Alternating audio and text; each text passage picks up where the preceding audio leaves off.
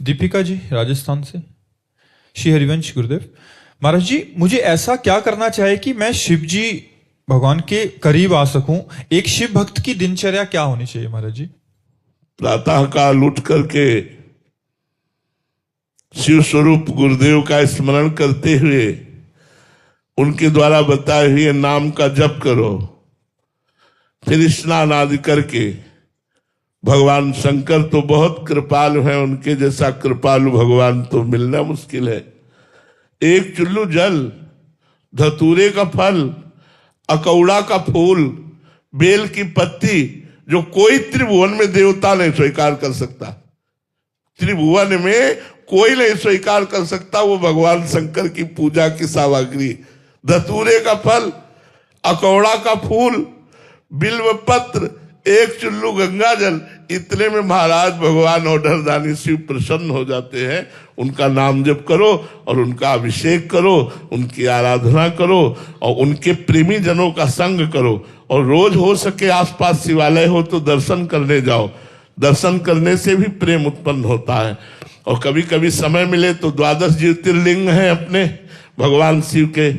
सौराष्ट्र सोमनाथम तशीशैले मल्लिकार्जुनम उज्जैन्याम महाकाल ओंकार ममलेश्वरम परल्याम वैद्यनाथम च डाकिन्याम भीम शंकरम सेतुबंधे तु रामेशम नागेशम दारुकावने वाराणस्याम च विश्वेशम त्र्यंबकम गौतमी तटे हिमालय तु केदारम घुस्मेशम च शिवालय एतानि ज्योतिर्लिंगानि सायं प्रातः पठेन नरा सप्तजन्म कृतं पापम स्मरणेन विनश्यति।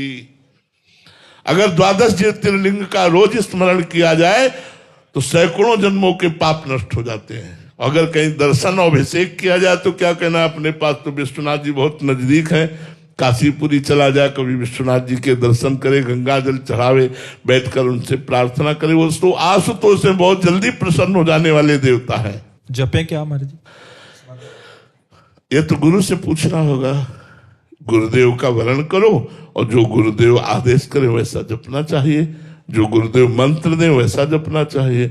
अभी मंत्र आदि कोई सभा में उच्चारण करने का तो विषय है नहीं कि हम गुरु मंत्र बोले कि शिव उपासक ये जपे, राम उपासक ये जपे।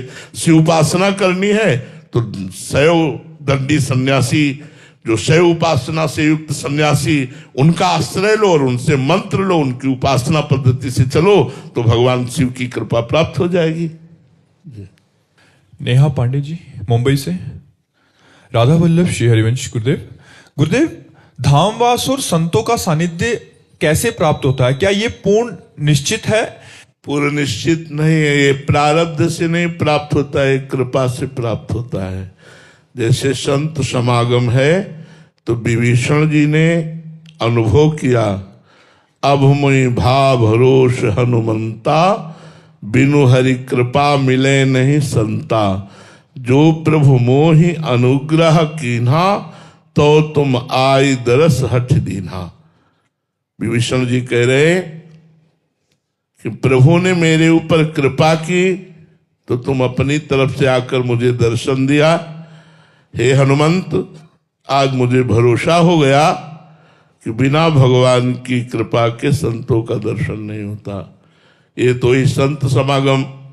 अब धाम प्रथम यथामति प्रणव श्री वृंदावन अति रम्य, श्री राधिका कृपा बिनु सबके मनन गम्य। श्री वृंदावन कोई मन से भी नहीं सोच सकता कैसा होगा वृंदावन। फिर वृंदावन आना ये तो सिर्फ स्वामिनी जी की कृपा से हो सकता है। जिनको वृंदा विपिन है, कृपा तिन्हीं की होए, वृंदावन में तबे तो रहन पाई है सोए।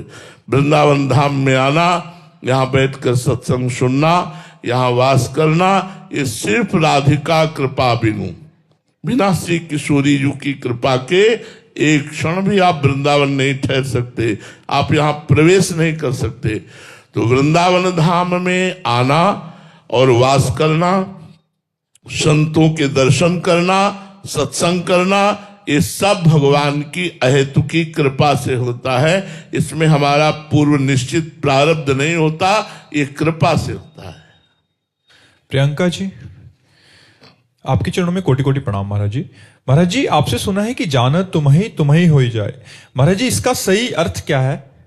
सही अर्थ यही है कि हम अपने स्वरूप को भूल गए हैं। जो हमारा स्वरूप है वो तत्त्वम असि है। हमारा स्वरूप तत्, जिसे हम ब्रह्म कहते हैं, त्वम तुम्ही, असि माने हो, वह तुम ही हो। तो ये हम भूल चुके और अपने को स्त्री पुरुष मानने लगे। और जब भगवान की आराधना की तो भगवान गुरु स्वरूप से, शास्त्र स्वरूप से हमको अनुभव कराए। सोई जाने ही जेहि देहु जनाई। और जब जानकारी भई तो जानत तुम्हें तुम्हें हो जाई। वो भगवत स्वरूप हो गया। ब्रह्मविद ब्रह्मयु भवति। जो ब्रह्म को जान लेता है वो ब्रह्म स्वरूप हो जाता है, क्योंकि हो नहीं जाता है, ब्रह्म स्वरूप है इसका अनुभव हो जाता है।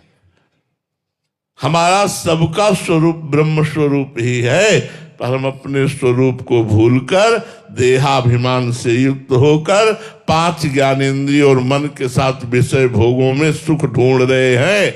इसलिए हमारी दुर्गति है। नहीं तो हम मोक्ष स्वरूप हैं, हम आत्म स्वरूप हैं, हम ब्रह्म स्वरूप हैं। इनमें किंचन मात्र भी कोई संशय नहीं है।